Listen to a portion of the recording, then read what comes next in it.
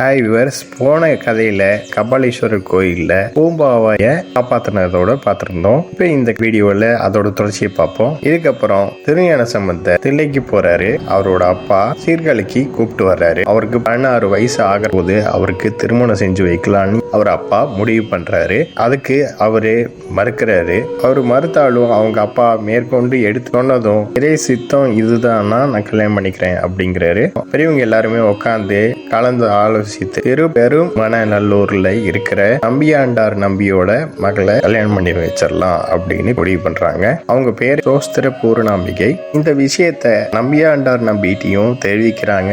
இதை கேட்ட நம்பியாண்டார் நம்பியும் ரொம்ப சந்தோஷப்பட்டு பூரிப்படைகிறாரு. என்ன புண்ணியம் பண்ணேன்னு தெரியல, இவருக்கு நான் என் பொண்ணை கொடுக்கறதுக்கு அப்படிங்கிறாரு. திருமண வேலையெல்லாம் நடக்க ஆரம்பிக்குது. திருமண தேதியும் முடிவு பண்ணி ஓலையெல்லாம் அனுப்ப ஆரம்பிக்கிறாங்க. இதுக்கப்புறம் திருஞான சம்பந்தரும் அவரோட அப்பா அம்மாவும் சொந்த பந்தங்களும் அடியார்களும் சேர்ந்து தோணியப்பரை வணங்கிட்டு திருப்பெருமன நல்லூருக்கு கிளம்புறாங்க. அங்க இருக்கிற பெருமான கோயில்ல போய் சிவனை தொழுதுட்டு அங்க இருக்கிற மடத்துக்கு போய் அவர் தங்குறாரு. மற்றவங்க எல்லாம் அவங்களுக்கு ஒதுக்கப்பட்ட விடுதிகள்ல தங்குறாங்க. இதுக்கப்புறம் அந்தணர்கள் திருஞான சம்பந்தருக்கு அலங்காரம் பண்ண ஆரம்பிக்கிறாங்க. நகை ஆபரணங்களை அணிவிக்கிறாங்க. திருஞான சம்பந்தர் நீங்க என்ன வேணாலும் பண்ணுங்க அப்படிங்கிற மாதிரி அமைதியா உட்கார்ந்துருக்காரு. இந்த அலங்காரம் எல்லாம் முடிஞ்சதும் திருஞான சம்பந்தர் உத்ராட்ச மாலையை எடுத்து அவரே அணிஞ்சுக்கிறாரு. ஓம் நம சிவாயன்னு சொல்லி திருநீரையும் பூசிக்கிறாரு. முத்துப்பழக்கில் ஏறி திருஞான சம்பந்தர் உட்கார்றாரு. வேத கோஷங்கள் எல்லாம் முழங்குறாங்க. அடியார்கள் எல்லாம்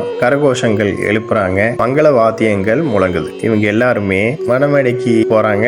இந்த கதையோட தொடர்ச்சியை நெக்ஸ்ட் வீடியோ பார்ப்போம். இந்த சேனல் சப்ஸ்கிரைப் பண்ணுங்க அண்ட் பெல் பட்டனையும் பிரஸ் பண்ணுங்க. லைக் பண்ணுங்க, ஷேர் பண்ணுங்க. தேங்க்யூ.